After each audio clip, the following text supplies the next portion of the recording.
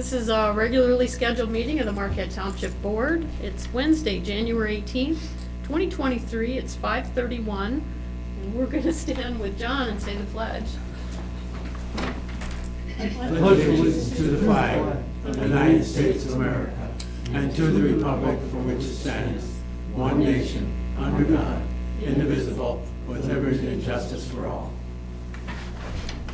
Thank you much. Roll call, Randy, please. Okay, trustee Kidda is absent and excused this evening. Trustee Winslow. Present. Trustee Everson. Here. Trustee March. Present. Treasurer Johnson. Here. Clerk Retired is here, and Supervisor Durant. Here. Staff present is Manager Kangas and Attorney Roger Zappa, and our Fire Chief Dan Shanahan is here. All right, thank you. And Superintendent of Public Works via, Oh, yeah, and Lenny is here. Superintendent of Public Work Bodinas is here via Zoom. I would also anticipate that our Planning and Zoning Administrator will pop in on Zoom at some point here. Okay, Any emails from the public? we have not. Okay. Anybody want to talk to us beforehand? Okay, sounds good. Tonight's consent agenda will need approval of regular meeting minutes of January 4th, 2023.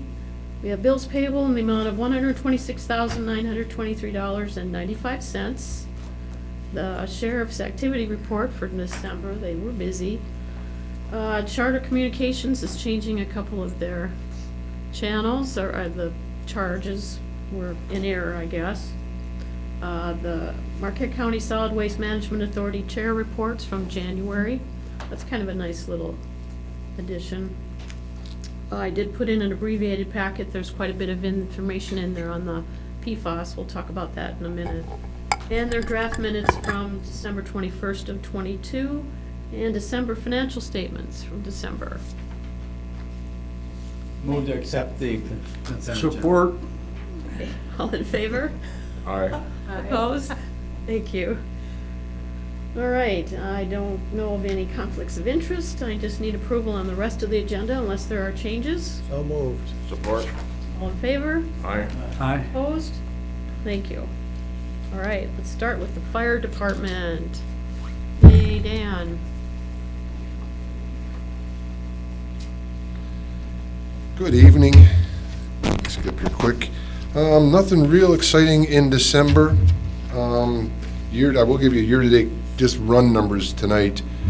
We did have 667 calls in the township compared to 570 in 2021, so we were almost 100 calls above the previous year.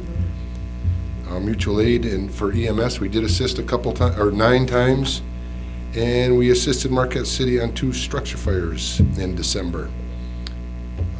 We did interview one person, and I believe that's on your agenda later this evening. Shortly, yeah. Shortly, okay.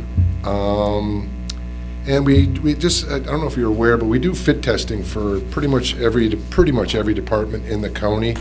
And we finished up a couple other departments in December. That's the SCBA fit testing that needs to be done annually. A resident, a very kind resident in the township, did donate us some money for we did have a Christmas dinner for the membership. So it was very nice of that family to donate that. And we got some dinner. Year to date, we have distributed and or installed over 100 carbon and smoke detectors to the residents of the township. And then in Christmas, or during Christmas, I should say, or during this last December meeting, Captain Gregridge organized a children's Christmas party over the holidays, and that was well attended and went very well. And our ambulance rep will be in town tomorrow. Huh. You want me to come over or If call you me? could, Or? yeah, I'll call or something. Yeah, let me know. Okay. Sure. See if we can zone them in on the price. Yes, yeah, just Some to answers. go over some things. Does anybody have any questions on anything? Thank you. I was just gonna ask if you could let me know what time he's gonna come in, I'd just like to take a peek at what he's got to offer. Oh, yeah, I don't know yet. And with the storm and everything? Yeah, Yep, may not even happen. correct. How I far, think does he it, have to come? Appleton area, Okay. Appleton area. Yeah, it's gonna be bad all the way down I through know, there. so I'm not 100% sure he's coming. But yeah, oh yeah, anybody, we're just gonna talk and just go over some things. Right. But yeah, anybody's welcome to sit in on it. Maybe Lynn, you can let us all know. Just Oh, yeah. Your cute little. Well, I've got the 3 proposals that he was given, but I had a bunch of questions and he couldn't answer them, so. Right, I and he said, was "Well, coming up Next time anyway. you talk to him," and he says, well, he's coming, why don't you just, you come and Right. talk to him? I mean, him and I have talked, and I think I have the gist, but just so everybody's clear, that's a big expense. Everybody's on the same, but Great, thank you. Any other Thank you. questions for Dan? anything else? Okay. All right, have a good night. Thanks, you Thank you. too. Thank you. Public Works, is he still on? There's Lenny. He's here, yeah. Yeah. Hello, everyone. Just a couple quick things for Public Works. One big issue on wastewater is we've been having some issues with our sewer jetter. This is it's an older machine and it has low hours, but we've been having some issues with the throttle body injection system. So when we kind of tore into it, we started looking at it. The throttle body is called the Zenith throttle body. If anybody remembers these old things, they were, I think they were in Model Ts and Model As, Zeniths, and of course they've kind of upgraded throughout the years and they've been on tractors. Unfortunately, this was a special throttle body that was made just for this style of jetter, and there probably wasn't a lot of them made. So we've been having a problem trying to find replacement parts for this machine. We did call up the company. They do not make this throttle body anymore, but they did have some internal components still in stock. So we are going to give that a go and try it and see if we can make this work. Unfortunately, if we can't find, if these new little parts that we have come in don't work, we might be kind of out of luck here. It's one of those issues that unless we get lucky and we find a parts jetter sitting in some junkyard somewhere, we just might not be able to fix it. So we're going to try these couple things. We're going to see where we can get with it. We don't use it all the time, but when we do need this piece of equipment, we need it now. So it is a very important piece of equipment in our arsenal here. So we're going to try a couple things. We'll see where it comes. If not, then we're going to have to kind of go to plan B and C, and we'll come back and we'll talk about that later if what we're going to try here doesn't work. We were able to make some a repair. We had a sewer that was kind of settled a little bit on the south dead end of Erie. We made some repairs on that, but we're going to have to revisit the manhole portion of it into the spring. That was going to be kind of a big project for the winter time, but we were able to remedy the problem that was happening with some of the sewage backing up into some people's house there. So we got that all fixed up. On the water side, the startup procedures for well number 7 have been completed, so we made that repair on the pump, so everything is working normal there. Everything went good. We have also reviewed some water and sewer plans for some new developments that are potentially coming into the township, which is good. We've also been we're going to begin our in-house training for water for the spring certification exams. So we're kind of going through that. We're going to try to really kind of go through and take our 5 months here. That way we're not loading everybody up at one time. Try to maybe go a half an hour every other day during our morning meeting and go through some of the water type things. And it's also good too for all of us, including myself, because we can take some of these book concepts and we can talk about real life examples in our water system in Marquette Township.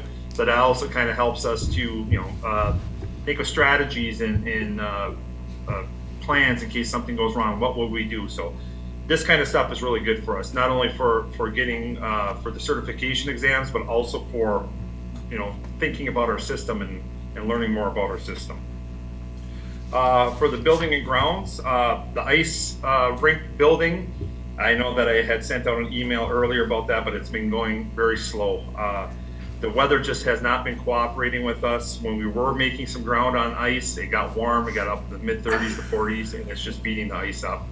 And looking at a lot of things going around, our area here, a lot of the surrounding communities are saying the same thing. They can't build ice for their ice rink. So if we do get some colder days, we'll try to give it a try, but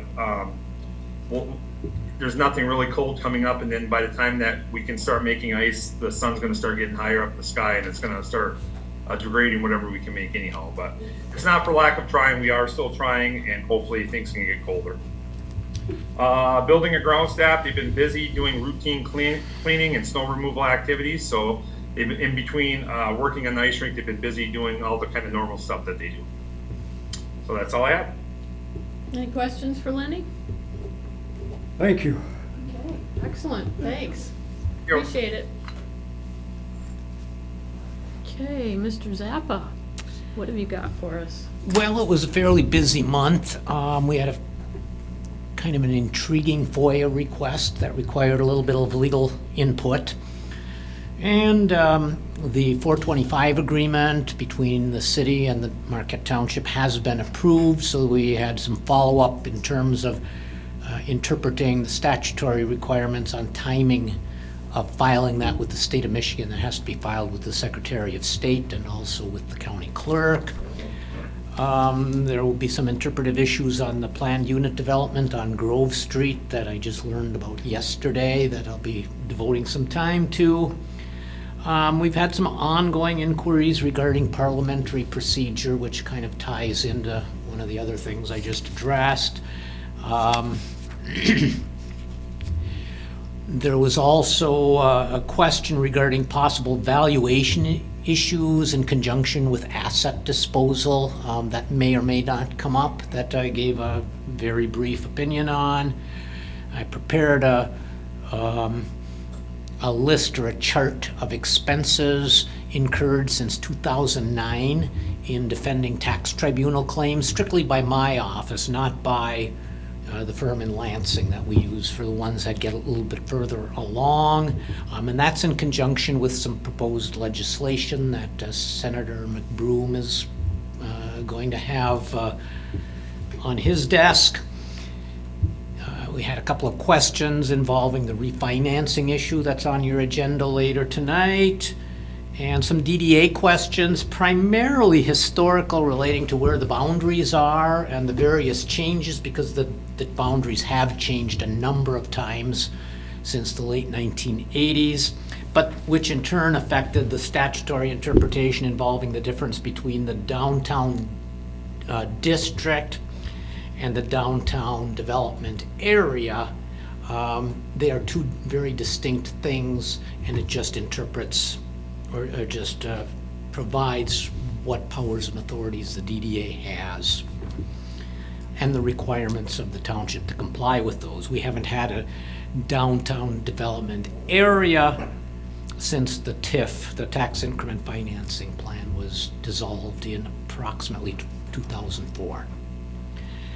And that's, and the, unfortunately, the Lost Creek matter, which is getting closer, but that got preempted by all the other things I just talked about here during the course of the month, and I hope to have a greater update on that next time I talk to you. Okay. Yeah, we kept you busy, was it last week, I think, or maybe the week before? A lot of this stuff coming up unexpectedly. Any questions, Roger? Okay, thank you for that. Community linkage? Are you hearing anything? I have a few things to share.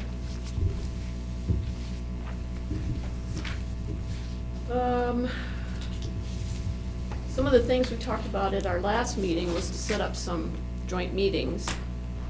And I did contact, the first one was Road Commission. If you remember, we met with them a few years ago. And I did pose the question, and they kind of want to know why, and they want an agenda. So I told them I would ask. We have to have it in by a certain time before so they can get it on their next agenda to request the meeting. So I don't know if, you want John and Randy and me to put something together, or if there's something you want us to ask about specifically. You just don't want to have an open-ended meeting, I guess, which is what we did last time. We just kind of sat and asked questions. I thought it was pretty informative, and it makes sense, so that nobody's time is wasted and that if there's topics that need to come up and get answers, they don't get missed. So the road commission? Yes. That's what you're talking about? I'd like to know the process for getting some of our, I call them paper roads, you may call them something else, paved. Paper roads? Well, what are they called? They're roads on our grid, but they're not roads that are paved. They're, Oh, okay. you just said they were on paper before. I would suggest they're unimproved public rights of way. Okay, see, there's a better term. And generally, it's due to topography, so I think the short answer on that is it's cost prohibitive. Well, but the one by me is not. Okay. Okay, so we Okay. may want to actually bring specific ones, because I can think of a few that I just don't think makes sense to try to improve. So I guess what I'm wanting to ask them is what's the process for getting roads improved in the township? Is that a better question? Yeah, and If we I know decide. they're not generally in the business of building new roads just because of their financial limitations, but But, yeah, understanding I the will process say, helps. yep, and that will open up buildable lots in Trowbridge Park. Okay. And then another question is, I'd like to know when they plan to mark the bike lane on the road that we used to call Wright Street Extended. I have a partial answer on that. The DDA is planning to fund, or at least partially fund, we had started calling it a shared use path, but that doesn't meet AASHTO requirements to build it to our standards, so it'll have to be called a safety path or something along those lines. A grant application was submitted on that. It's through the TAP program, the same program that was used to build the segment of pathway along the highway from Wright Street to Commerce. Comments were submitted from the TAP coordinator to the road commission. The road commission is communicating back and forth with grant coordinator and putting together a revised cost estimate for that portion of the pathway, because there's space limitations, meaning the curb's gonna have to be moved and that's added cost, and storm sewer's gonna have to be added. And you can't just throw a number at storm sewer because it's gotta be based on the tributary area and the impervious surface area in that tributary area. So some pretty high level number crunching has to happen. But for a special meeting of the DDA in February, the road commission's supposed to have a revised opinion of probable cost. Until we know where that's going, I don't think the road commission's going to change any of the pavement markings out there. Because if this pathway project happens, the road commission is intending to also repave that portion of Wright Street, because it's been chip sealed multiple times now, so it's due for probably a mill and fill. So they take off the top 1.5 to 2 inches and then put that much brand new back. And then they would restripe it at that time. But we would hopefully also have a brand new pathway along one side of the roadway, meaning we don't need the bike lanes anymore. So, thank you. You bet. But I mean, I personally think it's good for them to come. Yeah. And I think we got some things done that maybe wouldn't have happened. My other question to them would be, are we able to close off Vanden Boom during the Christmas holiday? One side of the parking along that street. It's very dangerous for emergency vehicles and for small children crossing the road in front of you and that is that is a street many people use. So, yeah, what's the how do we get that done? Okay, John? There is another aspect to that too, and I'm not exactly sure how it works with the road commission versus a city situation where you have your own police department and you are the public road entity. But sometimes it's the law enforcement agency that will do it by temporary police order. So we can probably do a little bit of research into that. Good. That's great. Dan will support me on that, I'm sure. It is dangerous, it really is. People are just not paying attention. They're, looking at all the lights, how beautiful they are, and somebody's at one certain time or another is gonna walk out in front of a car, And it's only one lane. if the car can get through. So you kind of, if you close the road, then no cars go through, they'd have to park Well, at the end. I'm not so worried about closing it, just let them park on one side. They're parking on both sides, and they're parking what I would call the wrong way on the side. And the fire truck can't get through, Oh, that's no. what I'll say. And that means the ambulance probably can't get through. So if we and- start talking about it now, we might have an answer by November. That's correct. It's not bad to start early, right? It's similar to the Lions Field situation when there's softball games, like the high school softball games where we kind of try to restrict the parking to one side so you have the, it is They're all tight, there. it is tight, yeah. Yeah, and maybe the sheriff's department is the answer for that. We'll find out. Well, Yep. yeah, We can make a quick phone call on that one. thank you. Okay. So what do you want to do about the rest of the agenda? You want to meet with them, right? Because that was what we said. I think so. I think just being able to sit down and talk with them, because things come up and we're talking and that. Someone makes a comment and it kind of enlarges it and everything, but. And they put the community, or is it Township Relations Committee or whatever that meeting is that the supervisors go. We haven't met. They keep putting it off because something's coming up. And that's usually when I can bring stuff back to you too, to tell you what they're working on. But they're gonna have a new, we should at least meet Pete Dukes, because Jim Iwanicki's Right. retiring. Would the new one be able to make it, do you think? That's, yeah, so I think. Be a nice way to meet whoever it is. Zoom or something. Yeah, find out what their plan is going forward, or visit with him. Just so everyone knows, Pete's been with the road commission for a while now. He was at the last meeting here. He just wasn't the new Jim Iwanicki yet. Okay, we'll try to put some kind of a agenda together, just I wanna make sure we were still on for that. Let's see what else I got. Just for the public's purposes, we did have a special meeting on Monday to discuss township events. And we do have money in the budget that we left in there from last year that we decided we're gonna wait and see what we were gonna determine. So we are gonna do, well, it still needs to be approved by the radio station owner. That might come back to us, but we are going to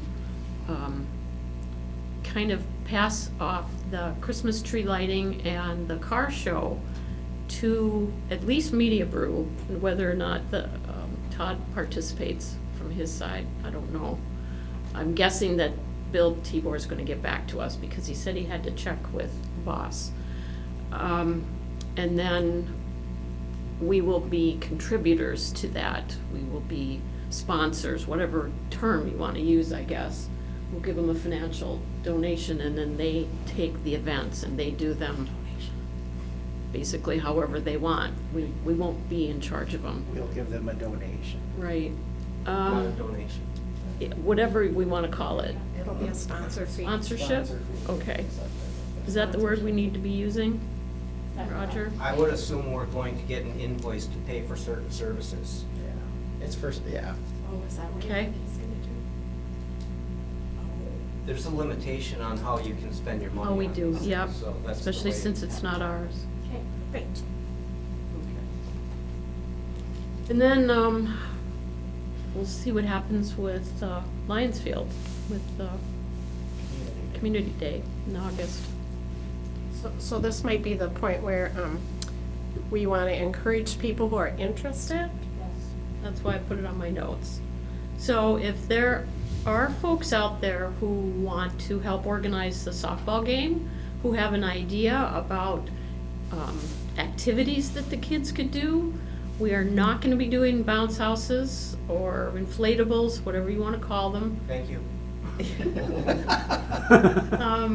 So we need somebody maybe to do some face painting, or maybe we get a hold of the Children's Museum and have them have an area where they could do something, or we need some ideas, and we need some volunteers to help us put on the community event day. like I said, softball, I know some of the firefighters like to put that together, or building and grounds. It doesn't matter, but they're gonna have to get a hold of Manager Kangas and figure out, what we can do for that day. We've got some time, and we do have some funds left. Yes, John? I want to make sure they all understand that I won't be able to do all of this planning just because they have good ideas. Yes.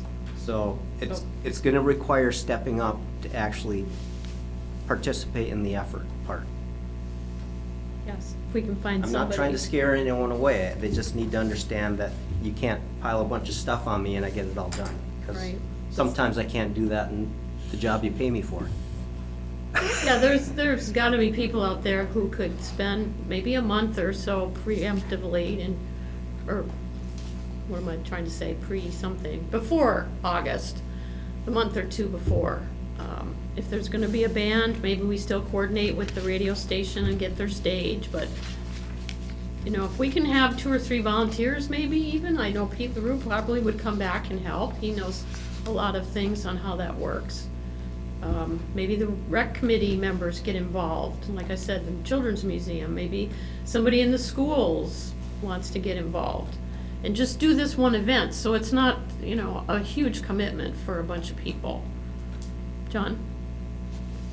I do believe if there's going to be live entertainment, we will have to rely on Great Lakes Radio, Media Brew, somebody that we agree to pay to secure those bands, because we don't want to be entering contracts with those bands. We want somebody else to do it that we're compensating for. Hopefully our attorney would agree with that method versus us contracting directly with them. I have not had this conversation with him. In fact, when he walked in tonight, I said we need to revisit that subject. So We have some time. we'll give him a little bit of time to think about the best way to go about that. I think there is a solution, but it's gonna cost him that budget that we had reserved for this event. But in the meantime, it gives people a chance to think about what they'd like to see at our community picnic. Get Super One again if we can, Randy? Yeah, the special meeting we had is online, so if anyone wants to view it, it's on the YouTube channel that we have. And we had extensive conversation there about this event. Yeah, that was And- just Monday. Yeah, in the other 2 events. But we did kind of agree that we would put it on the February agenda to get an ad hoc committee started and set some time aside to do that. So that's where we push. So we'd have the whole month of February and March. And we're gonna try to wrap this up by early April, because if we can't get things done by early April, then we're gonna have to drop the event, so. Thanks for reminding me about the date, yeah. Yeah, so we kind of agreed that we would have planning sessions in February and March, and then try to wrap it up by April. And I think we'll put it on our website, we'll put it on the utility bills on the back, that we're looking for volunteers for this committee. And we can move forward on it and hopefully have a great event. I would also like to suggest that this ad hoc committee is being put together to do one event this year, and next year we start over, so this ad hoc committee doesn't continue to build power by virtue of longevity, right? Yes. Thank you. Okay, next, the Attorney Zappa mentioned a little bit about our PA 425 with the city. I went to that meeting, and Longyear did speak, and the agreement is signed, and we're just waiting the 30 days to have it filed, and then I believe Longyear can take their next step, whether that means a site plan for the planning commission, or, it'll come back to us too at some point. So that has happened. Ernie? Along with that, talking about that, when we meet with the road commission, the next question is the Forestville intersection. Yeah, they're supposed to be doing some, yes. If we can, Study. they may not have any information at that point, but at least we can ask the question on that too, because with the 425 now set, Longyear is gonna start to move. We have to have some idea what that means on the Forestville intersection and that too. Good point. Thanks for reminding me on that. Solid waste I want to talk about just briefly. Their meeting is at 4 o'clock right before this, so I struggled with the Zoom trying to listen to it. And I did finally email them after the meeting was over and said, I'm sorry, but you were all so garbled. Can you do something? And Randy made a suggestion, so I put that in there, what they need to have to be able to understand what they're saying. I can hear the director because I think he's right next to the computer. They're using a computer and they just turn it around. So if somebody across the room, you can't hear what they're saying. It's all very garbled. So anyway, I did listen in on some, and you have a lot of information in your packet. And they did talk about a lot of that too, although those are draft minutes from before. But a couple of things that I want to remind the public is to only put that blue recycling tote out when it's full. That saves a lot of money and time and effort and muscles if they don't have to, well, maybe not so much the muscles, but if they don't have to just empty these, partially filled totes. It's a lot more beneficial if you just wait till it's full. And a reminder that glass is still being recycled until April. I shouldn't say until April, until we open up the landfill again in April. But you can go on the first Wednesday up there and take your tote. I've got one in the garage that I put my glass in. It usually takes me 2 months to fill it. Take it up there. It's on the back of the building. Yep. Dump it in and go. And it's open from 9 to 12 for your glass. If you look at the financials for the solid waste, you'll see that the recycling cost center made $368 this year. So they had some highs and lows. In the beginning last year, they made about 20 or 30,000, I think, in one of the months. I shouldn't say last year, the year before, because these numbers are from last year. And they took the money right away and put it into the capital account. And I said, don't do that. I told them that at one of the meetings. I said, you need to keep that money because you're gonna need to cover the rest of the year. So they didn't take it back out. They left it in the capital account. But anyway, so I don't believe they moved anything this year, and they ended up just $300 to the good. So they're working on, a lot of that isn't necessarily their fault. Costs have gone up with insurance and retirement and wages, supplies are really expensive, and the market has been down. I told you at the last meeting, they're losing a lot of money on what they're getting for the cardboard and the plastics and stuff. So it's not totally their fault, but their months are up and down. They're 30,000 one month and 20 in the hole next month, and but so they're still working it out. We are going to have a meeting here. They're asking as many board members at least, supervisors and managers and some board members if possible, to talk about the PFAS building that they have to build that's Eagle mandated. That's a $4 million loan that we have to figure out. I don't mean we, they have to figure out how to get it funded in addition to the tipping fee schedule they're trying to put together on a 5-year basis. So there's a lot of conversation that needs to happen, and they're hoping they split it up. If you remember me telling you, the east side will meet here on Monday, January 30th at 5:30, and the west end is going to meet the next day, I think at 5:30, also in the Negaunee Township Hall. So, they're trying to get half of the 20 communities kind of split up, or 23 communities. John? They are also specifically requesting an RSVP for that meeting to know how many people will be attending. Okay, So I didn't if see you that. want to go, we need to know to let them know. Yeah, I did. I don't know if I put the list in, I probably didn't, of the communities that have responded already, and it's about half and half. So, of course, we did. Right away, I told them we'd be there. So, if you think you can make it, that would be good to know. Let me know and I'll RSVP for you. So that's here. Yes. I already did it via Good. email. Okay, that's good. They're said today that there are 15,000 carts in the county, the totes, the blue totes, because the city's got them now too, just like we do. And he rattled off a bunch of the other townships that do. So that's pretty good. They're making some headway. We just have to get a better recycling income from that side. I wasn't sure what they were talking about today. They said something about cell 4 is gonna be open or is now open. And someplace on the left of the property is all gonna be grass now, so I don't know if that means some of those cells are closed. I couldn't quite hear, but I wanted to write it down so I didn't forget to ask them what that means. And a reminder, they are having a lot less fires because everybody's taking care of their batteries the way they're supposed to, so that's really good, because that's pretty scary. So make sure that you're recycling where you're supposed to. I can put that back in the calendar too at some point. Andrew had it in there just a couple months ago, where you can take your batteries. You know, the co-op, I don't want to rattle them off because I can't remember. I should have brought that with me. But pay attention to your batteries. They took in 8,100 tons of recycling in the last 2 years. It's twice what they expected to get. 8,100 tons, so multiply that times 2,000, that's a lot of recycling. And that's not going in the landfill, so that's good. And their year-end debt was at 6.2 million.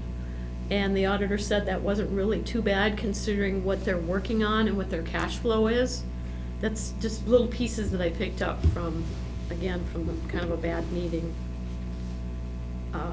And the other thing, getting rid of solid waste and shifting gears, I did communicate with Jen Hill about getting together with her, and I said, if you want to have coffee, if you want to come and speak to the board, if you want to have a work session, if you want to do a Zoom, you know, I'm sure her plate is extremely full. She was in the paper tonight, I think it is, talking, and we'll see what she says, what works for her to be able to communicate with us.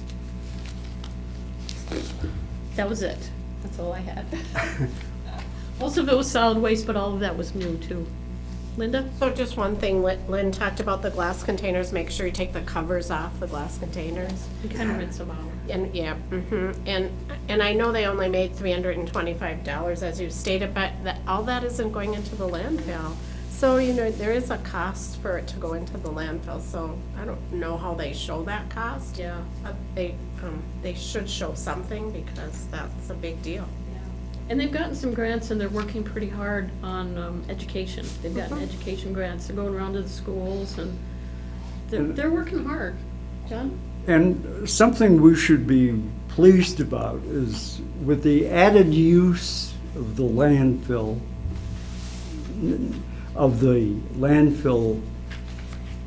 elimination by people putting out more to go Recycle. to recycle, it's saving our, what's going in, and the loss of land that we would have to, one day have to buy, and really, there isn't any more left. So we should be happy about that, and I think we should compliment them for what they're doing and doing right. And our residents for doing it. Yeah, you see the I mean, blue that's house really out? what we It's great. want. Yeah, so. Good participation. That's why I like to keep it uppermost in everybody's mind, because they need to keep doing it. All right, moving on to 8A. Consider Jake Phillips for probationary firefighter paid on call for the fire department. John? Well, we've all had the communication from the fire department, and it wouldn't even be on tonight's agenda if they hadn't already approved the probationary firefighter that they have presented to us. So I'll move that we consider it and approve. Okay. Support. So the motion will be to accept the recommendation of the fire chief and township supervisor to hire Jake Phillips as probationary firefighter. That's the motion. And I know the young gentleman, he'll be fine. He comes from good stock. Yes, he does. He was just honorably discharged from the Army as staff sergeant and team leader. He was in there for 6 years. Good to go.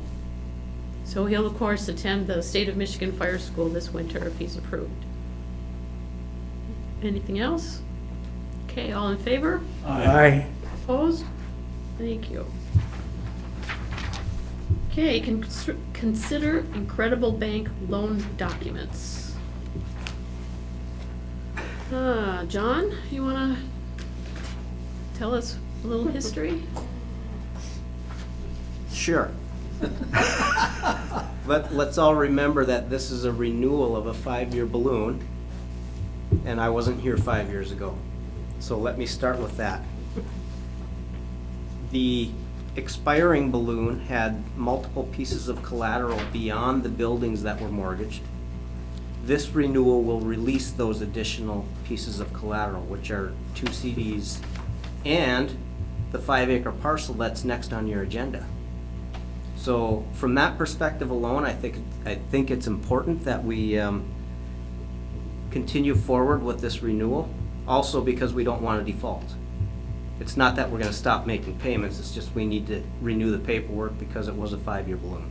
Otherwise, we have to pay up like tomorrow, the entire balance, and I don't think we're in a position to do that at the moment.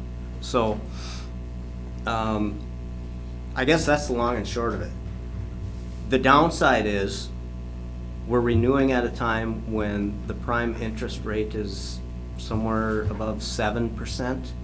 So the 5-year balloon renewal is just over 5, which means our annual payment does go up significantly, to the tune of an additional 25 grand. So even more reason why we should be finding ways to pay down this principal sooner than later and considering the next agenda item seriously.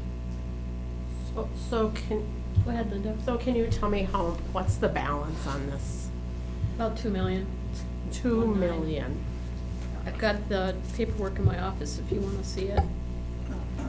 Yeah. So we about paid half of it. It was a $4 million loan. And I think That it's. loan is both for this building and the fire hall. Correct. The 2 facilities in that. Yep.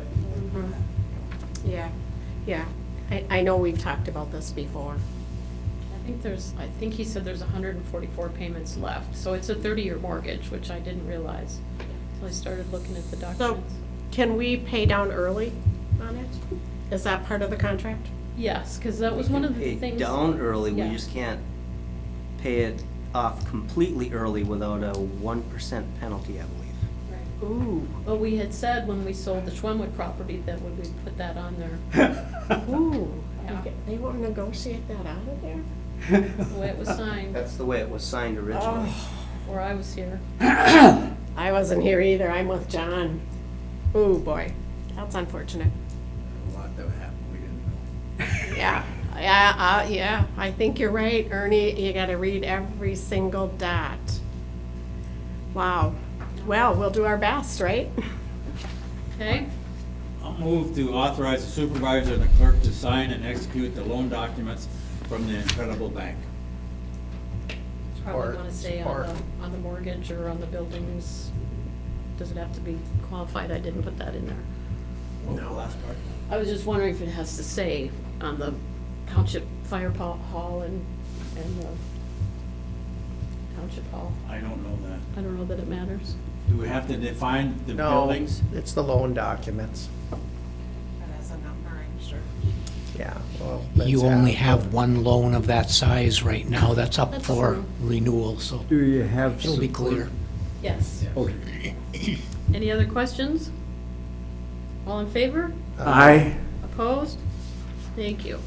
I'll get those to Christian tomorrow. Okay, next up is consider Renovare letter of interest. I guess Jason is on. Thanks for joining us, Jace. Good evening, everybody. So this is kind of a project that came across, or came together somewhat organically, I guess. As you know, there's stress on the housing discussion and affordable housing, workforce housing, attainable housing, whatever you want to call it, has been at the forefront of a lot of the planners in the area. And right before the holidays, there was some media on Renovare's Renovare Development LLC's project in Munising, which involved a mixed-use development with some attainable dwellings as part of it. So, knowing that we had 5 acres that we've been trying to market for some time, and knowing that Renovare also had a proposal with the city of Marquette, I reached out to them and indicated that we had a piece of property that they may be interested in. And through a few discussions and bringing in a couple of other local partners, including the land bank and the Ann Giroux and her role, Renovare Development LLC has provided you tonight with a proposal to acquire the property and develop it in a way that, you know, I feel is attractive in that it would add some, well, first of all, it would pay down some of our debt if we were to sell the property.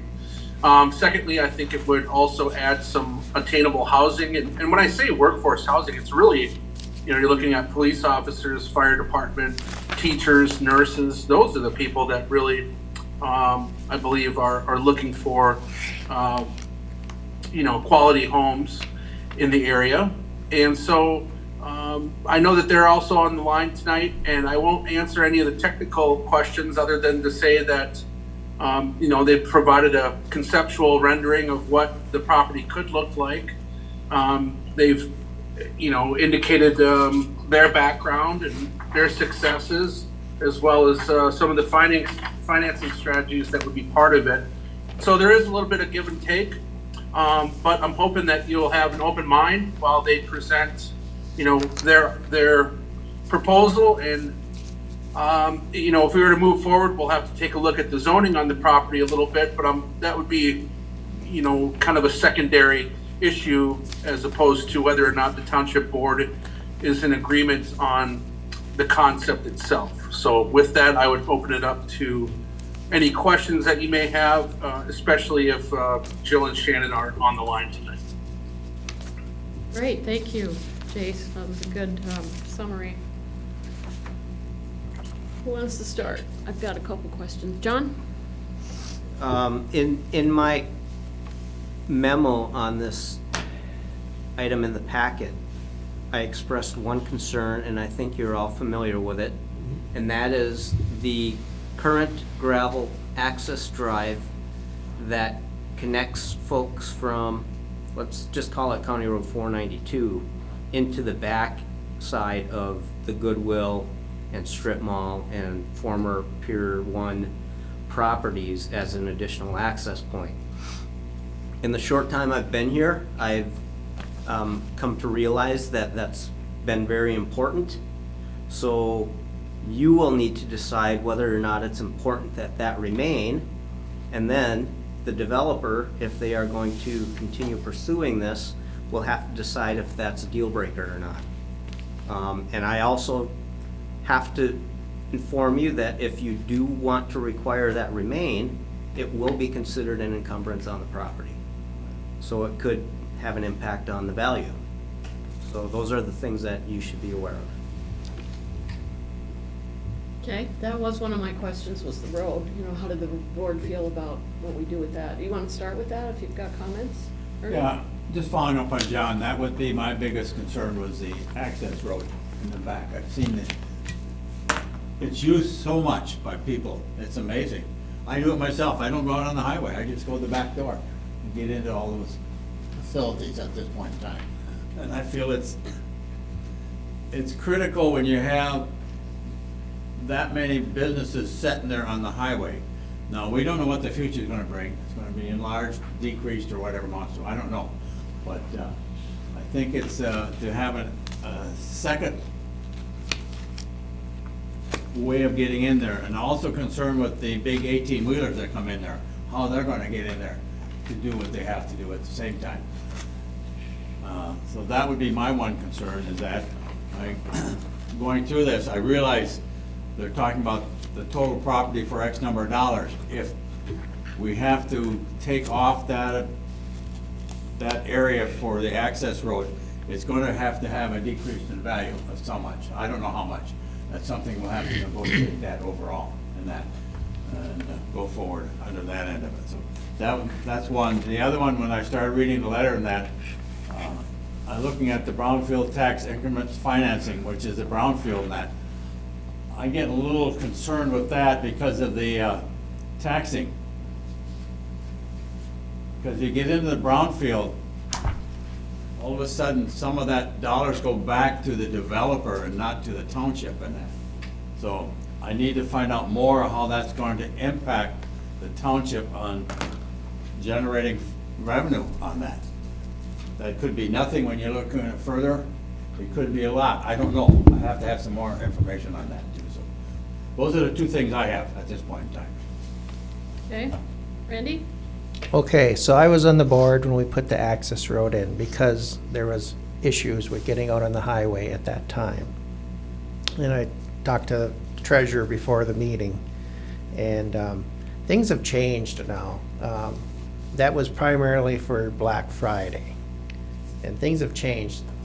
A lot of that traffic and such is gone now, because Black Friday's not as big as it used to be.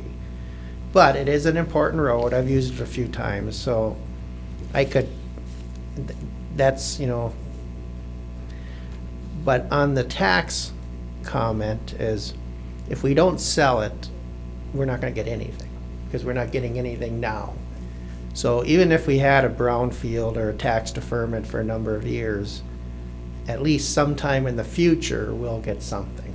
And then after, say if it's like a 10 years or 15 years, from that point forward, it's on the tax roll and we get it at that higher rate. And if you remember, the Northwoods building was set up this way. I don't know if it's identical, Jason would know that, but that was a development we wanted to. Bean and Barrel is also one of them, that too. So I Yeah, just need to have some more that's background so I fully understand. Yeah, and the city of Marquette has several of those too. I mean, it's hurting them at the moment with their tax situation, but within 10 years, they're gonna have a whole influx of cash coming in from those developments. So, it's either you don't sell it, you keep it, and you get nothing, or you sell it. I mean, well, Jason's put his hand up, but, I mean, we'd get that influx of cash for selling it, which would help us pay down our debt, but then over time, we'd get some money in taxes too. But I think Jason wants to speak to that, so. Okay. Just a couple of general comments. So if you did sell the property, obviously you get the cost of the property up front. I think there's also a social benefit to what they're proposing to do. And the reason why I reached out was to try to demonstrate that this can occur with the right partnerships and creative financing metrics in place. So I kind of knew that a brownfield would be involved, and I was comfortable with that because we have kind of set a precedent where the township board is willing to work with developers in that capacity. I know that the former Cenex station required some soils to be cleaned up and remediated, and then the Barrel and Beam had some asbestos on one portion of their roof. So those ones, I believe the paybacks are relatively, they're not that long. And with regard to, the rear access road, and of course I was part of that when the survey was done, and we put that in, but it's not our responsibility to provide adequate access to private development. Now I could see this development tying in pedestrian-wise to those businesses for the residents that may live there, but I wouldn't. Well, it's my opinion anyway. You guys will ultimately decide, but it would be my opinion that if it's a fatal flaw that we have that there and we hold tight to that, that could be a deal breaker, because it changes the amount of structures that could be built and the setbacks, the parking configuration, everything else, even at that preliminary stage. So I guess want to express caution in that, but I think there's creative ways to tie in those residences, if that was to move forward, not only into the business elements that's there present to the north, but also the Schwimmwood Park property and the access to the Arner Heritage Trail. All those things are very attractive. Thanks for that. That answered a couple of my questions. John, you had your hand up? Well, I'm just want to play a small role. Reading it looks very promising, and particularly I think it looks very promising from a social. I think we are hearing over and over again that we need to be doing something to accommodate lower priced housing. And I think if we could find some way that we could do this at maybe reducing the brownfield to a shorter period even, or looking at what the benefit would be to the township in addition to creating a portion of the township that we could point to with pride and say, we are doing something about housing. I asked if somebody has recollection of what was the highest price we had in mind for that property. It's kind of a unique piece of property that we have, but may not be appealing to others necessarily. I think what's been offered to us to get our minds working about it is it is promising. It looks like it might be the right place for lower cost housing. It looks like they have done it in other communities and done it well, and are succeeding with it. I think if nothing else, I think we should leave this meeting with encouraging further discussion and further input, keeping in mind the comments that are being made by board members tonight. I don't want to see it just set aside and not considered further. I'd like it, and I don't think that's the intent, but I think we should open the door to this because it is extremely promising and it seems to be fitting all the thoughts I've heard from this board about doing our job to provide some lower class housing. Lower cost. Lower cost. Randy? And like I said, I was on the board when we put this drive in, and this road was not, all I can say is when we put it in at the time. We didn't say we were gonna keep it forever, because it's a private drive, and we have to continuously grade it and do everything else. It was a solution at the time, and I'd hate to see it be a deal breaker to lose that sale. It was Because- another demonstration of how the township can assist, and this is another one. So I always say we're so limited in what statutorily we could do to participate in private and public partnerships just by statutory limitation. So when you put these types of scenarios together, it should be a win-win. I think it'll be a win-win, but you have to be open-minded and allow some creativity to occur. Well, and Jason, if we would have put it in for good, we would have paved it.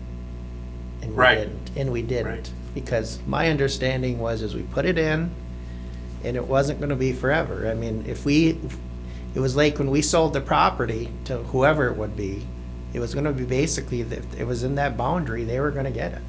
And if they decided to keep it, that was up to them.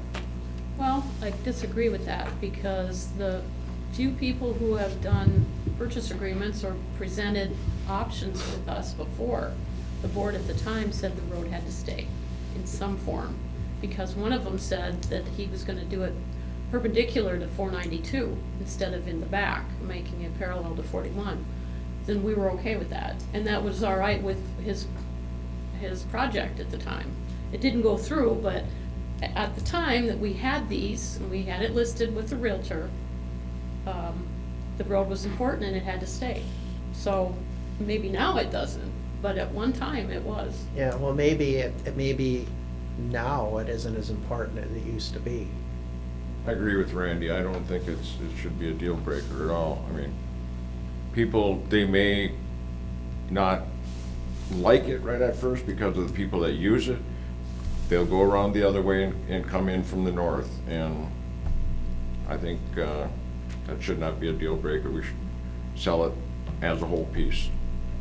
Does anybody recall how much we valued that property at? Yeah, 500,000, that's what they're offering. That's what they're offering, That's is that what it was? That's what we listed it for, Okay. yep. So they're offering Subject to an what we appraisal. thought it was worth. Right. Oh, wow. Okay. Go ahead, Linda. I understand about the road. The thing that happened since that road was there is that, no, we have Michigan lefts all over. So part of the reason, I'm guessing, was that we felt that people were potentially at risk getting out onto that highway. So we've lowered that risk by having Michigan lefts. And is that what they're called, or Michigan rights, whatever they're called? In the They kind of make me crazy, but In the but they've roundabouts. decreased potentially fatal accidents, that's what I'll say, not necessarily accidents, but the fatal accidents. So I think it's okay to not have the road, and I am a user of that road. So, the other thing is, the Planning Commission, and Jason can share this as well, we've been discussing this as an after-meeting topic for a while, and the Planning Commission is very supportive of looking for and supporting workforce housing. And we did talk about how it could actually fit into that Schwemmwood Park, and what a great place to live, and Bike trails. close to lots of stuff, walkable to coffee shops. So there's been much discussion, and we thank Jason for providing us with lots of information. And I am impressed that this is a company run by women.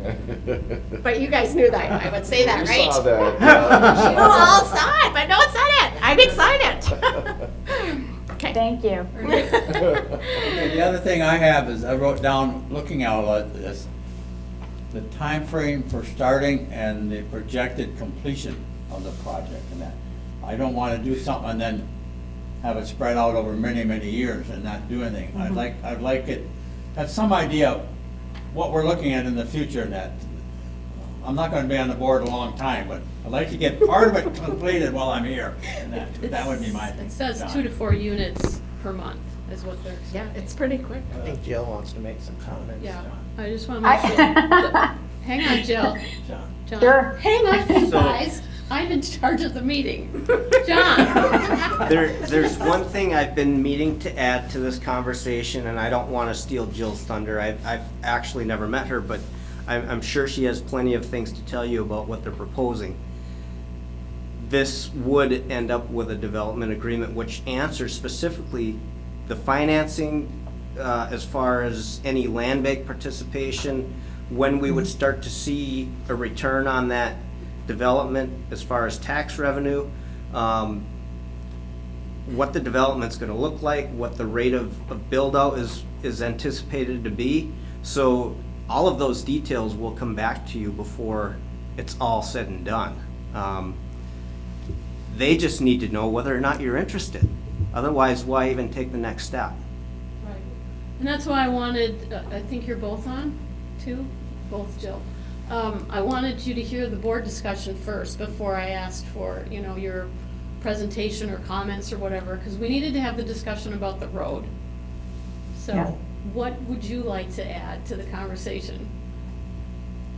Well, first of all, I would like to thank you all. I am not sure if you're aware of what happened to us in the city of Marquette, but we spent over a year in deep planning mode, both spatially planning, engineering, financially planning a similar project with 65 units, and got to a meeting like this, and there were over 250 residents present that shot it down. And it was heartbreaking because we absolutely love this area and we're committed to doing the work. And so I'm just really refreshed to hear the feedback, the priorities that you are thinking about, it makes me very comfortable moving forward and investing in a project like this, and especially the next steps we have to take, knowing that you're all thinking about the things that you're thinking about. So thank you. We have multiple conceptual site plans. I think Jason can attest that, one of my first reactions when I looked at the property was the access road. I worried about, those parcel owners, and so I do have multiple options. We can explore all the different options that we have available. So just know that was something that we have taken into consideration.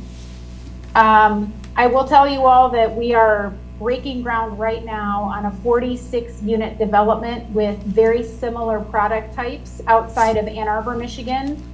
And the groundbreaking event for that project, it was just recently held, was so wonderful because all of the community partners have come together to support that project. The county, Washtenaw County, the school district, because we're working directly with the school district on down payment assistance for teachers to buy those homes. The state, the city, everybody that was involved. We had hundreds of people at this event.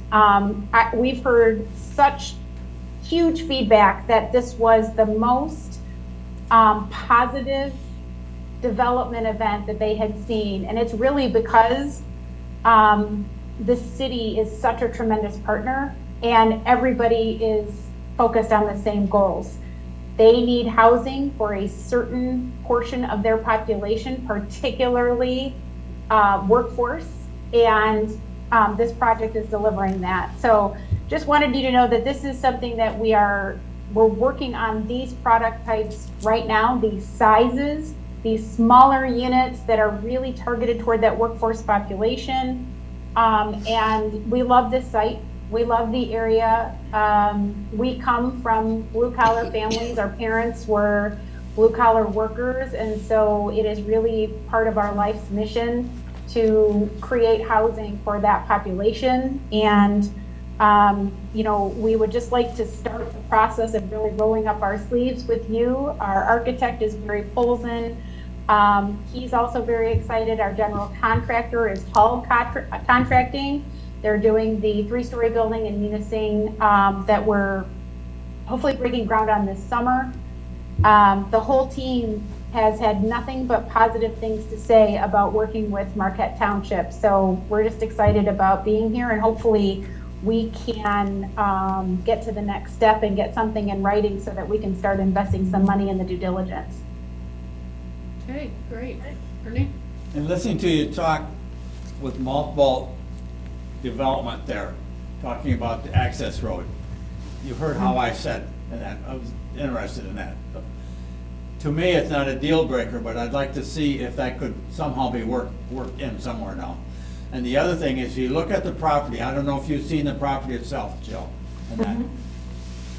It is nothing but forest land, trees and everything else. I'd like to see what can be retained there to keep that type of environment, if at all possible, and that within your development, because I think it will benefit the whole development if you could do that. So the problem is there's some big trees there, and you can't keep them all.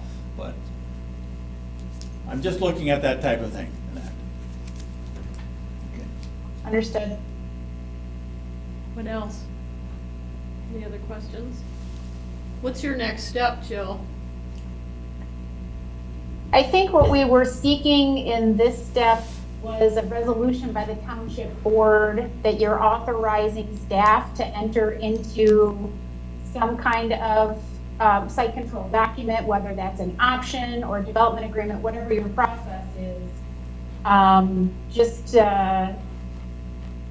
giving us that comfort that you guys are at least authorizing the staff to do that. Can you share what you're thinking about the road, or if it could be a multi-use path or paved, or? You know what, if I can share I can let you share. Here, let me do that, Jill. Let me get Yeah, that for I'll you. show you the second design that Barry did with, there's an access road in it. We liked the one that we presented better because we wanted the townhomes closer to the intersection. But, you know, we definitely, I think you can share your screen. I have it on there we there. go. Yeah. Okay, thank you. I'll let you know if it shows up here, but let me. Okay, so. There, yeah, it's. Can you see it? There it is, yeah. Okay, so this was the other option. You guys have seen this option. I think this is what we presented. We really liked this higher density. These are duplexes and town units up near the intersection. However, there was another option presented that does have this access road still coming into this back parcel. If we carry this access road further into the development, we're definitely going to lose some footage in the lot sizes, some square footage, which may be challenging. But it's something that we can task Barry with analyzing and seeing what options we can come back with if we know this is a priority. Linda? So Jill, does that reduce the number of units if the access road is there? It does not reduce the number of units. It's still 48. However, the size of these units is reduced, and therefore the sales prices will be less. And this is all analysis that we haven't even started. As you can see, these duplex units are going to go all the way back to the lot line. So these are larger units with yards, and these would definitely be much smaller. And as you guys know, I mean, if we're doing for sale, the sales prices are really going to drive how this deal is financed. And they're already going to be restricted to workforce families. So it definitely would make the deal, it would create gap in the capital stack. And I can't tell you exactly what those numbers are now, but it would definitely do that. Okay, thank you. Are you saying that from a good standpoint or negative? Honestly, I love a challenge. So it's really just something, it's just an impact to the capital stack. So the less sales revenue that we can achieve through the sales of all these units, the more gap financing TIF we have to bring in to meet that gap. So it definitely makes the deal harder. Leaving that access road definitely makes the deal harder. Okay. Personally, I feel that I like a yard in my home, and I think people would be looking to have some green space that they can have their children go out and play, and therefore, you know, take the road and get rid of it. You know, I think it's more important that you can have the units the right size and have them have some green space for the kids to play in. Okay, Ernie? I would like to have them look at both, laying out both developments, one with the road in and one without it, and that. I disagree with my fellow elected official that I would prefer to have even that short road in there would be better. I know there's a cost factor that they're gonna have to be concerned with in that too, so. Well, and it can't just go. I mean, it still has to be able, you have to have some room. There's not gonna be any big trucks in the back, and I they're gonna know, have to come yeah. in the front. And we didn't put the road in because of the trucks. We put No. it in so people could have another way to exit. John. We now have, like Linda said, we have roundabouts, we have Michigan lefts, Michigan turns. The whole importance of going out onto the highway isn't what it used to be. And to me, children and grandchildren should have a place to play, so. Go ahead, John. I lost it. I didn't write down my note. It's okay. I would at least like to have, I think the road's important, but I don't know that I would vote against it if I didn't have it. So, to Treasurer Johnson's point, we know Jill has acknowledged she likes a challenge, but we also have to recognize They are only going to go so far with each of the options that they've shared with us before they have to choose one to present to us as part of their final plan. So I've told you my point, and that is if you're going to require it stay, you have to recognize that it will potentially have an impact on the sale price. Yeah, that makes sense. But at least some kind of a trail connector, whether it goes to Schwemmwood or maybe in the back to Starbucks or whatever, so that people can bike back there, or, you know, I don't know, that's have to be 8 feet, or, I don't know, ADA. Maybe link through the woods to some of the trails or something, and then back out to 492, I think would be smart.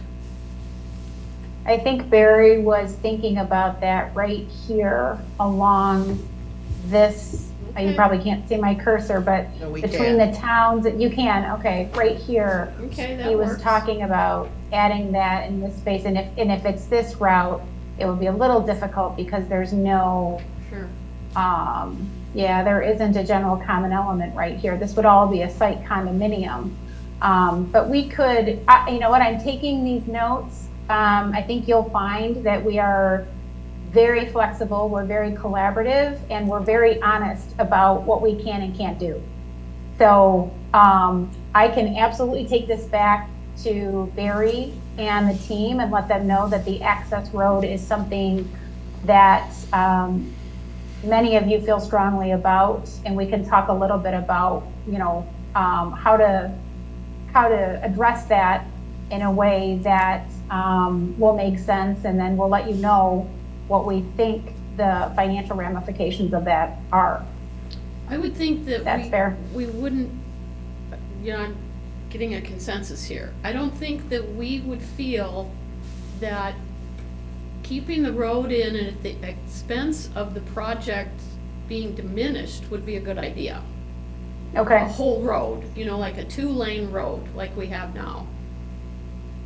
But that, if we, like I said, could do some kind of a trail connector thing, 8 feet, whatever that would have to be, 6 feet, to have a bike or whatever. And I don't like the idea that by leaving the road in, we lose the different types of homes either. No. It's nice to have that variety. yeah. So that's my 2 cents. John hasn't been poking in a while. And, well, I'm just listening, as we all are, to the other members of the board. We've got 4 board members that are indicating that the original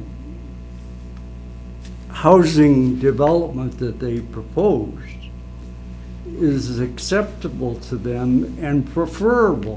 I don't know that we need to have a whole lot more done when it comes to the road. I think, personally, if it's gonna reduce the price that we're going to get paid for the property, and it's gonna reduce any consideration of the road being retained, would cut back on the development of the different housing that would be there.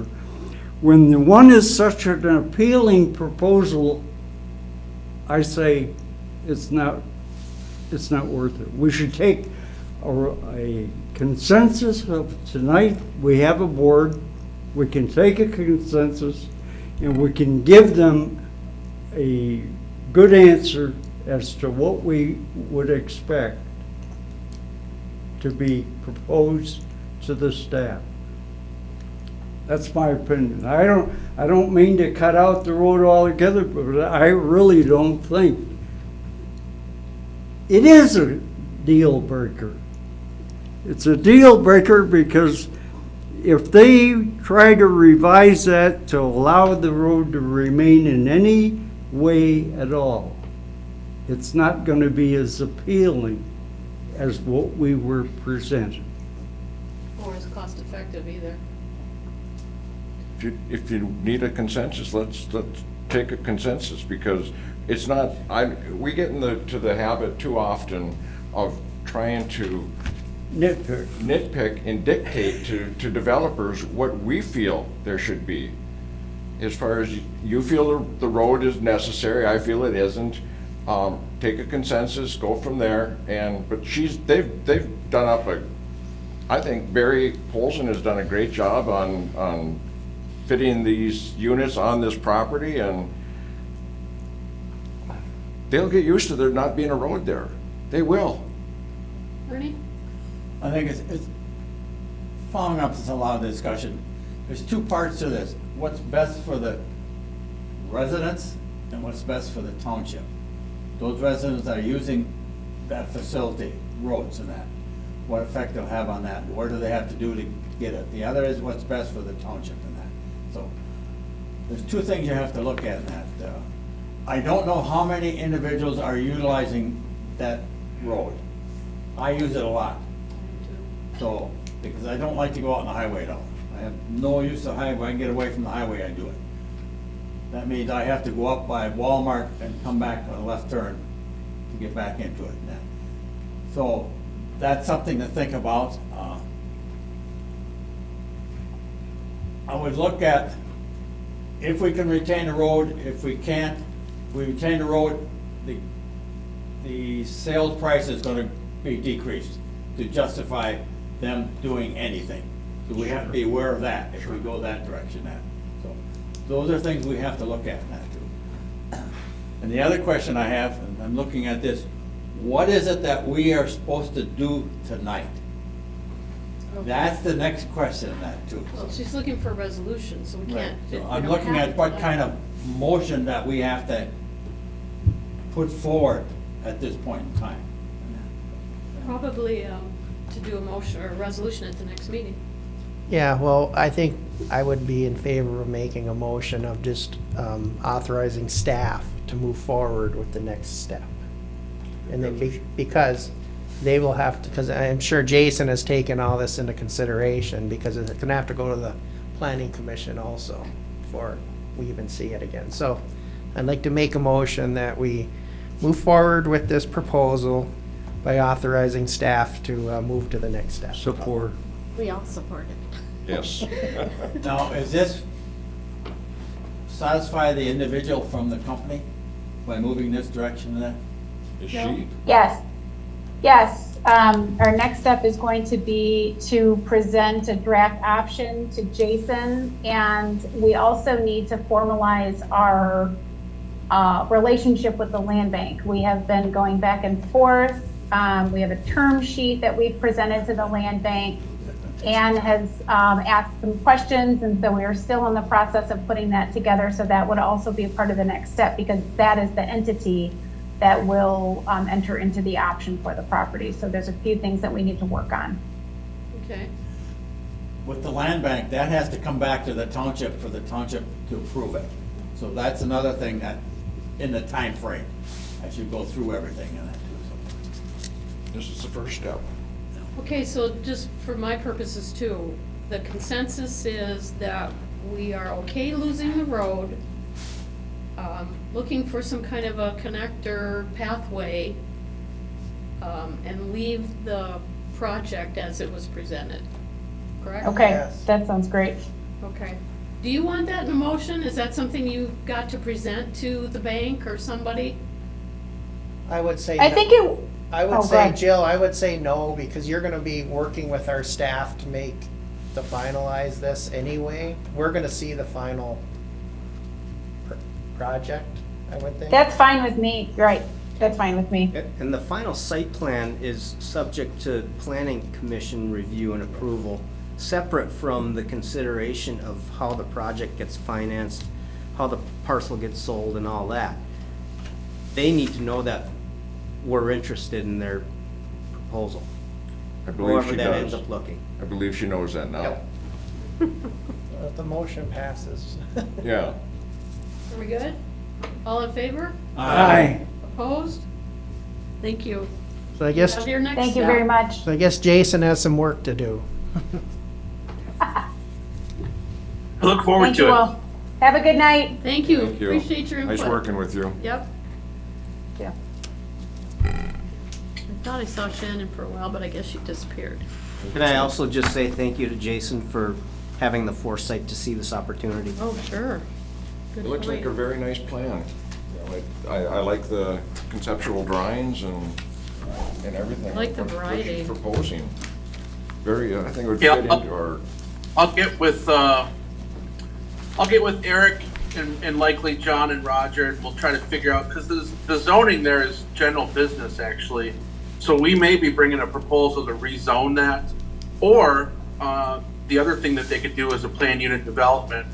But if you look at, like, just south of, on Brookton Road, there's the Forest Ridge site condominium, so that may work too. There's a number of ways to skin the cat here, but we'll come up with the one that makes the most sense, and administratively, to get the site and zoning taken care of, we'll come up with something that works there. So we might bring a rezoning application, an application that staff is proposing, but we'll take a look at that in more depth tomorrow. We didn't want to go too far without knowing whether or not the board was supportive of the concept. Sure. Are you sticking around for a little bit, or? I wasn't planning on it, but I can. The only reason I'm asking is because the QPAD membership is on the agenda next. And I was looking at even our LSCP membership that we have, and I want to make sure that we're using our memberships to the benefit of the township. I don't know what we're doing with the partnership right now, and we've been supporting the QPAD group forever. And I'm just wondering what benefit we get, or any, or what your thoughts are. Yes. Well, especially right now, we're not currently using ArcGIS, so any maps that we need, QPAD can provide and has provided for us. As well, we don't have a plotter and a scanner. Not that we can't get maps printed somewhere else, but until we mitigate that situation, you know, I think QPAD's done a lot better. And as a QPAD alumni, I'm always going to be supportive of QPAD. But I will say that I've had more conversations and interaction with them in the last several years, more than I have in the first, let's say, 8 years with them. And so, yeah, I think it's pivotal for us to support them and to work together with them on a number of the projects that we do over time, whether it's bicycle maps or demographics and housing data. I think everybody's playing pretty well in the sandbox right now, and I would like to see that continue. Great, that's the input I was looking for, thanks. It's regional planning, Yeah, so the central upper peninsula. but we've been so self-sufficient for so long, and I remember maybe that was 8 or 10 years ago, somebody said, well, we just need to keep them going, so let's just keep supporting them. But I didn't know if we got any benefit, you know. And maybe occasionally that's okay if you're looking at years, where you have these up and down years, but just want to make sure, because the same question is going to come up, like I said, for the partnership. What are we getting for our money? Well, funny enough, we have a request to meet with their CEO, Chris, next week on Tuesday. So funny timing, I guess. Maybe it's a little bit preemptive. But yeah, this partnership's been more active lately in addressing not just economic development, but some of the socioeconomic issues that we have in the community. And that's something that I think has been long coming, and I'm glad to see them taking that on. So I know that Chris wants to talk about housing, and we'll be proud to share the project from tonight with him next week. I did ask him when I met him quite a while ago if he would be willing to come and visit with us and give us some kind of talk on what he thinks and what he, so might mention that again and see if he can spare 20 minutes. That would be helpful, I think. Introduce himself, and because we're new members, you know, we've had Megan explain a lot of things to us, but want to stay, and we like the ribbon cuttings. We haven't had any because the community's not doing anything. This summer we will, but we like that. That's important. Yeah, anybody that you pay dues to should show their value to you Yep. on an annual basis, if not more. Yep. Okay, and then we're gonna talk about the planning meeting, so that date came from you, in case you wanna take off. Just wanna make sure that's still good. Yes, we'll be putting out our packets for the planning commission on Friday, and that'll be a part of the correspondence is to secure that. Was it the second date, or second meeting in April? The 12th. The 12th, okay. Yeah, that might be the second meeting, and it's early month. Okay, thank you, that's all I needed from you. Appreciate it. All right, have a good night. Yep, Thank go you. get a beer, thanks. Bye. All right, so we're gonna consider the QPAD membership of $828. I'll move to accept the membership invoice, to pay the membership invoice for Support. CUPA for year 2023 for not to exceed amount of $828. You have a support from John. Anything else? Okay, all in favor? Aye. Aye, opposed? Okay, thank you. So planning date, that was another one of your comments, or our agreed that we needed to have our joint meetings. I had suggested in April and in October joint meeting. And this is what Jason came up with, April 12th at 5 PM. It'll be fine with me.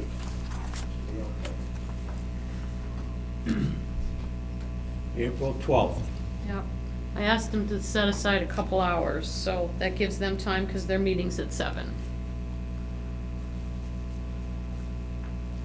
I'll move to schedule a joint meeting with the Planning Commission on April 12th, 2023 at 5 PM. Or Motion and support. Any comments, questions? All in favor? Aye. Opposed? Thank you.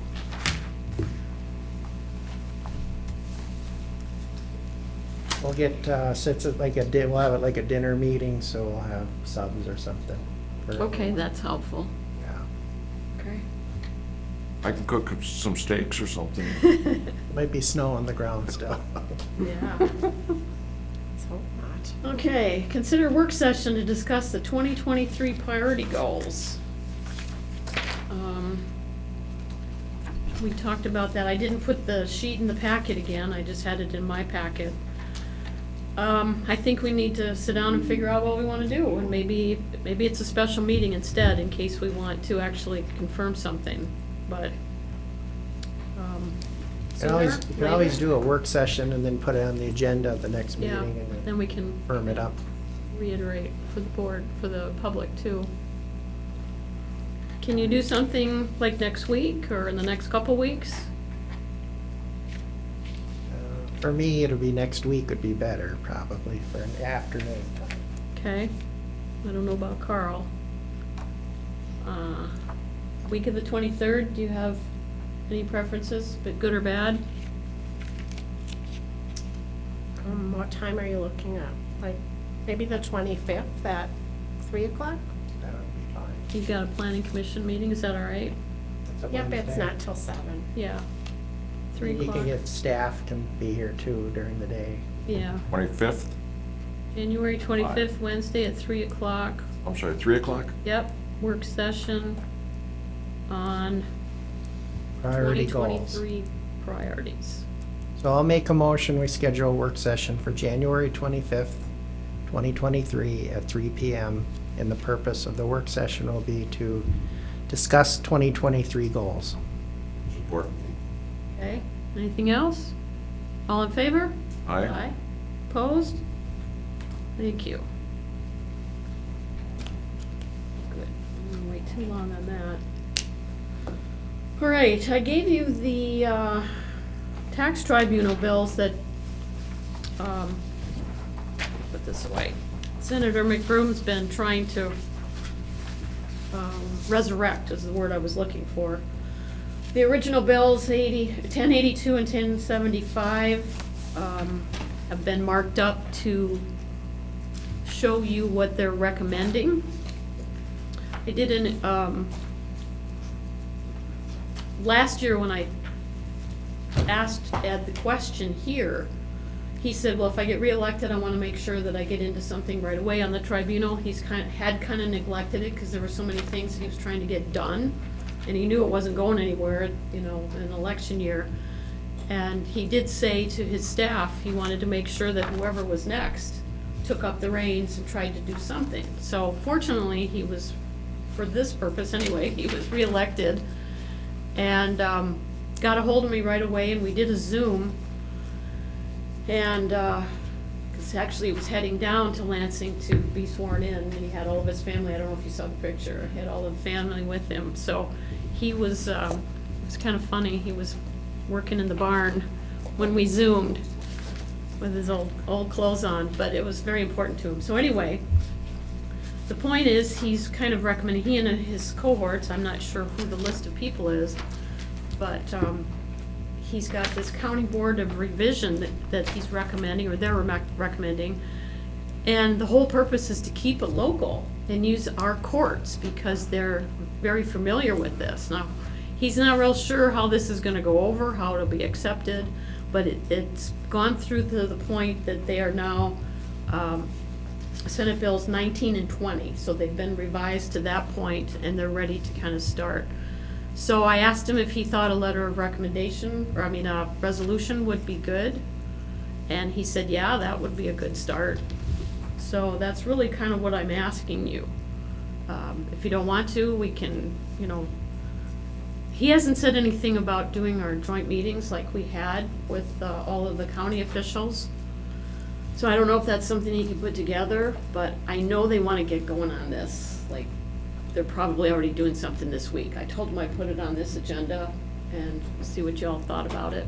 Well, I can then keep things rolling here, because Roger's gonna leave. I'll make a motion that we have the supervisor draft a letter of support for the tax tribunal Senate Bills 1082 and 175. Support. Okay, support, John?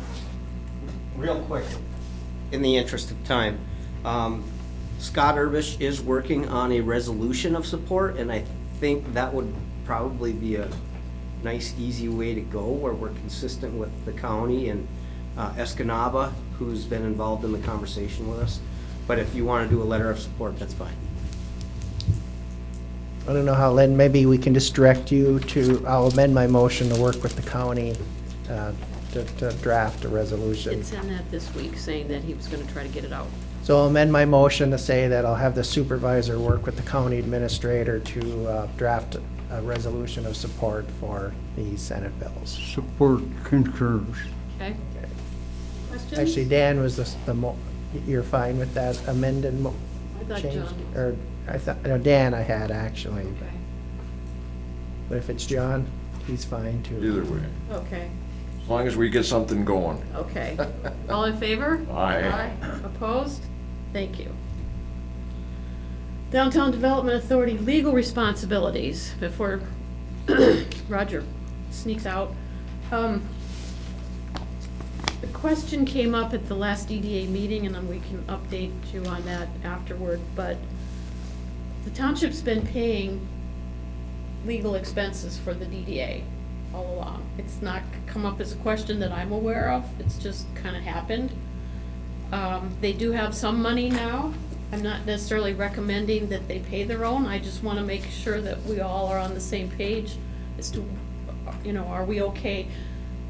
The board is kind of the umbrella over the DDA, but they are an independent entity too. So the question kind of comes up, do they pay their own legal bills? And it kind of came to a head when, you know, at least one of the DDA members contacted Roger directly, thinking that that was okay. And he's gracious, of course, he's not gonna turn somebody away, and he would explain whatever he could. But they don't have that authority to do that, that's ours, at least since we're paying the bills now. So I wanted to make sure what everybody thought about it. My opinion, they're kind of like the planning commission, they're a standalone sort of group under us. Right. And we pay the planning commission legal bills, so we could probably I think we should tell them as a group that you don't have the authority to do that, but if you need legal services, you have to go through the channels to get them. You just can't. Go ahead, Roger. Actually, by state statute, under the Downtown Development Act, they do have the legal authority to retain and confer with an attorney. And they I was They're retained, paying yes, for it? I was retained as their attorney in the mid-1990s specifically, when we had all of the litigation involving Commerce and Venture Drive, when that was a development plan. And I use that term in quotes this time. Yeah. And we did some condemnation for the little strip of land over here, so the attorney does not have to be the same attorney as the township attorney, but it can be as long as there's no conflict. So I have served as the DDA attorney for more than 25 years. But they, And they do have the statutory right to confer, And they need to have an attorney. to have an As long as they attorney pay. and to confer But- with that attorney. And I've never been unappointed as that attorney. How does the money come into it, though? That is up to something between the DDA and the township board, but the township board would not have the authority to tell them that they cannot confer with an attorney. Oh, that's not what she was saying. But we're talking about you. Right, and as of this point, I am their attorney. Right. yeah, and I didn't. But then do you send them a bill? Yes, Separate- yes. okay. When I send the bill, it all comes to 1,000 Commerce Drive. But that is broken out in the same fashion that if I perceive that I'm doing something for the water and sewer department, there's a separate billing for that. If it's my perception at least that it's primarily a zoning issue, then there's a separate billing for the zoning. And whenever there is a tax tribunal appeal, there's a separate billing for each tax tribunal entity that files an appeal. And comparably, there's a separate DDA bill whenever I bill anything that, to me, sounds like a DDA issue. Now, where that gets murky is where somebody on the township board asks me about a DDA question. Okay. But if you're not talking about a separate invoice, because there are tax tribunal and planning and clerk issues on your monthly statement. I am talking a separate invoice. There Okay. is a separate invoice that is completely separate for the DDA. Okay. One for the, what's called our general account, and there's a separate water and sewer bill, and there's a separate tax tribunal billing invoice for every tax tribunal appeal that is filed. Appeal, okay. You Not don't just if it's a necessarily discussion. see those Yeah. because they're reviewed and approved by staff for By their process. departments, okay, that's what I wanted to clarify, because there are those issues on the monthly statement. They're on there, because I have to pass it around, or usually by the time I get it, other people sign it. So I mean, that's why I would just Not want DDA clarification. issues.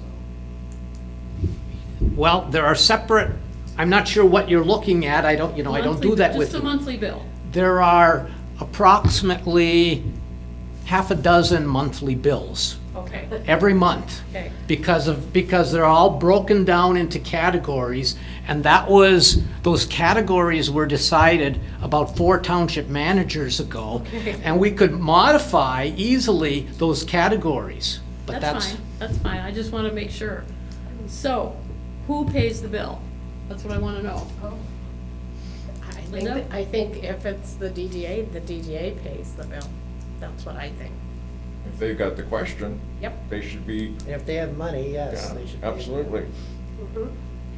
I think you're gonna get into really muddy waters if you're paying their bill. Yeah. And they have the ability to hire the person.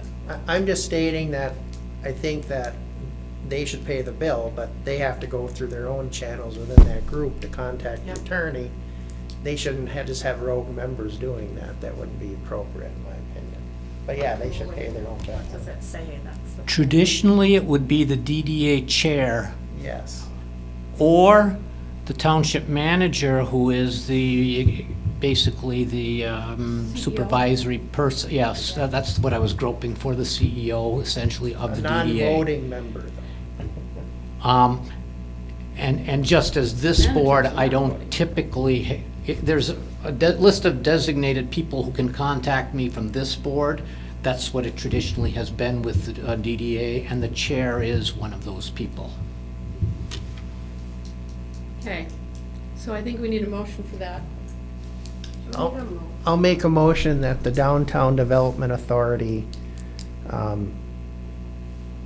pays their own legal bills. Okay. You have support? I'll support. Okay. Ernie? I'm looking, because I get all the bills. I go through them all. And I get them from the attorney, and they're all broken out and that. And really, a lot of times, it's one check paying there, but within that check, everything is broken down. So now we have to look to see how we're going to decide and distribute that cost back for it. Because I'll get from Roger's company a complete list of all the activities for the month for a dollar amount. And I just write, the check is written, I'll sign it, and I look back through, and there's all kinds of activities for the month. And we have to figure out how to toss that back to them. It comes out of certain accounts, Yeah, we though. just take it out of their account. You might still get the very same thing, but it will come out of their account. And you have an accountant that does that. Yeah, so it's not. We'll have to work on that. anything. Let's be clear, the DDA has not had a budget in some time because they didn't have revenue. We are trying to get a draft budget together for them for their next regular meeting, so they'll finally have one again, and we'll include a line item in there for legal services. I don't think you didn't improve. Okay. Anything Did we else? vote? No? We did not vote yet. All- Yeah, all in favor? Aye. Opposed? Okay, thank you. Okay, recreation. They met tonight? Dan, were you there? Last night, and I couldn't make it, yes. They're still on the old schedule. I don't know, I gotta talk to Jason and see if they're gonna stay on that schedule, or As far as I know, Dan, they are. they are, They are. okay. So I can make arrangements then, I guess. Yeah. and- Yeah. The road committee, just so everyone's aware, on the scheduled meetings, the road committee is still meeting on Tuesdays at 3:30 or 3:30. Yeah, and recreation was gonna stay. the And same. recreation is staying on Tuesdays at 5:30. Okay, The rest of the meetings are, well, it's on our door out there. thank you. Okay, so we don't need to know what they did, I guess. I know I swore a couple people in. We get it next meeting. Yep. Okay, planning?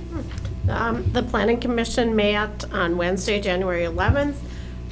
We had what you might consider a light agenda, but under new business, we discussed housing, and Jason brought some of that forward today. We've been, as I mentioned, discussing it for a while. So we're excited to see that some things are moving. We also discussed solar energy systems and what that, our ordinance looks like and what we should be doing to look at that ordinance. And I did see that's on the agenda for the meeting. I was just gonna tell you that. if you didn't Yeah, see so it. I did tell the planning commission that and sent them the agenda for the meeting in case they were interested in attending. They did elect officers, and Jim Johnson is the chairperson, and Denny Ferraro is the assistant chairperson, and Bethany Cody is the secretary. Okay? We will meet again next Wednesday, which would make it January 25th. So, Okay. Any public comment? Now we have public. Reg Durant, representing 265 Bishop Woods Road. I got 3 minutes, is that right? I'll do this quickly. I just came in board meeting. They had not really public comment, it was only for members could comment tonight. There's been an issue where the Nokaman is trying to very hard inform people that you have to have your dog on a leash on the trails, because people have had confrontations and have gotten hurt. Here's what they're asking members to do is, number one, follow the state law. This is a state law from 1919, it's a Michigan dog law. Second thing they're trying to do is posting signs on trails to educate people and maintain their liability, so they're not involved. And they're concerned about liability of the landowners too. If they don't educate people that you gotta have your dog on a leash. Unfortunately, there's been tremendous pushback from people in the community about this. I don't have any problem with it, but I have had confrontations with one dog on the North Trails, but I've also had confrontations with dogs. I'm a road cyclist on the highways. So, but I wanted to let you know that New Canaan is trying to make things right up there, educate people. A lot of people don't want to be educated. They want to let their dogs run wild, and there's been collisions and crashes. And I don't know of any dog biting people, but it's kind of an issue. So I thought you folks, since the North Trails are in the township, and the North Trails were what were talked about tonight, I thought it'd be nice just to give you a little update on what is transpiring. I don't know what their board is going to do, how they're going to handle it, but signs have been torn down already where it says, you know, your dog must be leashed. So, thank you. Thanks. Thank you. Appreciate it. Yes, Dan? Ricky, how high were these signs posted? Well, they're high enough for somebody to grab and pull down.